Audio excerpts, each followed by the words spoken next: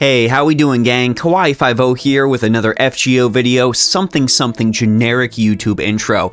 Now listen, we've got our Grailfront coming up. Et tu Brute, it is time for Sunglasses Caesar to shine. Now this of course means that we have another gamut of Grailfront stages to run through, and I'm sure there's some players out there, maybe this is your first Grailfront and you're not quite sure who you should bring, who is going to help you dominate in this Grailfront. Well, that is what today's short video is going to be about. I'm going to talk about a trio of servants of differing rarity levels for you to bring along on Grailfront that will probably help you carry the day, all things considered. I will say there is one big unifying feature around these characters, and it is their ability to survive, either to take hits, to be able to heal themselves, to be able to evade, to be able to resurrect. This is the unifying thing you want to look for in all of your Grailfront characters. Let's of course kick this off with some lower rarity characters that everyone will have access to. Please go ahead, like and subscribe if you are using any of these characters in the upcoming Grailfront. So here's my first recommended trio of low rarity characters, and these characters are Gareth, Ku, and Boudica. Now Gareth, I know, hasn't really had her buff to her first skill, her battle continuation, but she still has a guts and is fairly accessible, so she will be pretty dang helpful on any of these quests against servants. Ku, of course, is the absolute solo god. Man can clear any bit of content if he sets his mind to it, and Grailfront is absolutely no exception, especially considering he got that recent buff to his battle continuation, that Othan Gobla boost.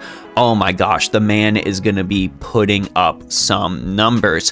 And I know a lot of people might be thinking I'm memeing recommending Boudica, but Boudica is actually getting a buff with this upcoming Grailfront to her guts skill.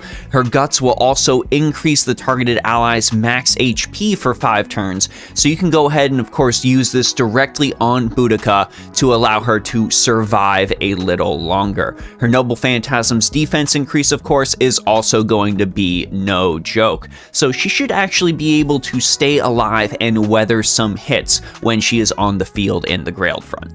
Let's move on to some 4 stars, and there is actually a freebie character chucked in here as well as a very hard to find character many would consider rarer than certain 5 stars. These characters are Heracles, Asagami Fujino, and Yume Ren.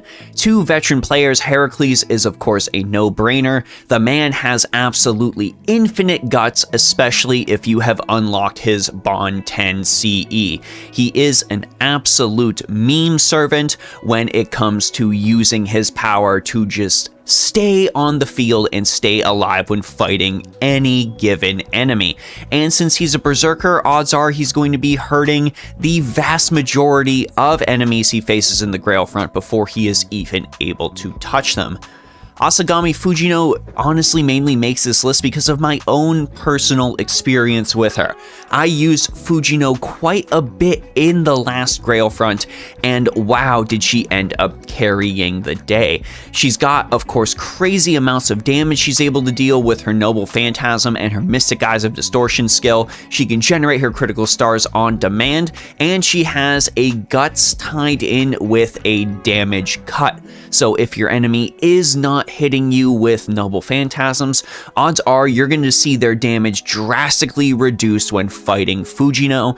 In cases where I saw Fujino had class advantage, things were actively hitting her for 0. So that is a very important boon to consider. Also, a character everyone probably has access to, at least if you ended up playing the summer event, is going to be Yume Ren Lancer. Yume Ren Lancer, of course, fits the guts quotient that we are trying to hit, but on top of that, there are actually, as I looked through the list of enemies that are going to show up in this Grailfront, there are actually quite a few male enemies for us to fight. So you will actually deal that additional damage with her Noble Phantasm, and you'll likely be able to just smash through an enemy with her anti-fling Rondo. And finally, let's talk about some super premium 5 stars, these characters being Qin Shi Huang, Ashia Domin, and at this time, the newly released Taira no Kagekyo. Shi Huangdi, of course, has developed a huge reputation in the community for being yet another incredible last stand servant. Considering Shi Huangdi's ruler class, odds are the enemy is going to be dealing significantly reduced damage, which will allow you to continue to power through these battles. And on top of that, the Emperor can heal as well. So even if you end up taking a fair amount of damage, odds are you're going to heal that right back up if you've invested in those skills. Ashia Domin, of course, is a truly magnificent servant that I am so happy that I ended up pulling. He's got quite a few debuffs and stuns in his back pocket, and being able to use those is going to help significantly in Grailfront, especially considering these debuffs affect all of your opponents. So even if Domin ends up getting surrounded, odds are he's going to make it out of that fight relatively unscathed, all things considered. He also gets 2 instances of guts thanks to his Dark Karma ability. Even if he dies, he is going to pull himself right back from the brink. And on top of that, all of his buffs also affect himself. You've got that evil curse on top of there as the icing on the cake to deal extra damage if an enemy ends up barely surviving Domin's assault. And of course, we have Taira no Kagekyo. Taira has a few significant bonuses that can be very helpful in Grailfront. Her Guts ability has the ability to grant instant kill resistance, and some on Guts activate buffs are going to help her deal extra damage with her Noble Phantasm. So even if Taira ends up getting pushed to the brink, you can still manage to make a comeback with a well-placed Noble Phantasm. Taira also has an evade in her back pocket, so you can go ahead and use that evade if any pesky Noble Phantasms are flying your way. And her Genji Accept Your Demise ability is also just an all-around solid damage boost.